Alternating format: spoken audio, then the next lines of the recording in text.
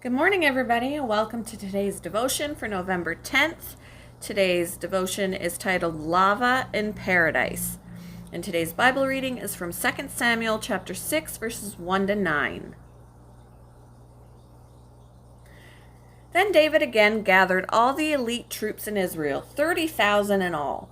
He led them to Baalah of Judah to bring back the ark of God, which bears the name of the Lord of heaven's armies, who is enthroned between the cherubim.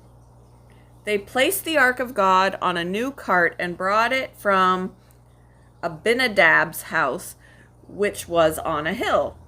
Uzzah and Ahio, Abinadab's sons, were guiding the cart that carried the ark of God.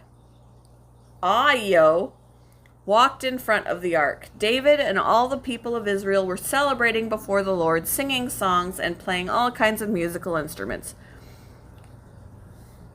Lyres, harps, tambourines, castanets, and cymbals. I hate when they put in words I can't pronounce. But when they arrived at the threshing floor of Nacon, the oxen stumbled, and Uzzah reached out his hand and steadied the ark of God. Then the Lord's anger was aroused against Uzzah, and God struck him dead because of this. So Uzzah died right there beside the ark of God. David was angry because the Lord's anger had burst out against Uzzah. He named that place Perez Uzzah, which means to burst out against Uzzah, as it is still called today. David was now afraid of the Lord, and he asked, "How can I ever bring the ark of the Lord back into my care?" All is quiet, save for slowly stretching tentacles of hissing lava nipping at the edges of the tropical foliage. Residents stand grim-faced, yet amazed. Most days they call this paradise. On this day, however, the fiery fissures in Hawaii's Puna district reminded everyone that God forged these islands via untamable volcanic power. The ancient Israelites encountered an untamable power too. When King David recaptured the Ark of the Covenant, a celebration broke out until a man died suddenly when he grabbed hold of the ark to steady it.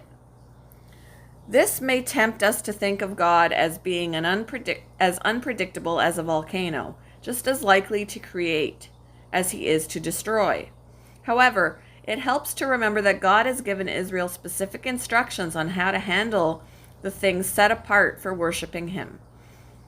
Israel had the privilege of drawing near to God, but his presence was too overwhelming for them to approach him carelessly. Hebrews 12 recalls a mountain burning with fire where God gave Moses the 10 Commandments.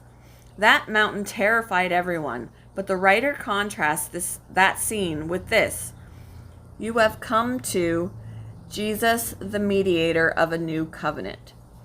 Jesus, God's very Son, made the way for us to draw near to his untamable yet loving Father. How often am I tempted to think of God's love without considering his power? Why is his power a crucial aspect of his character? Thank you for joining me for today's devotion, and I hope you all have a wonderful day.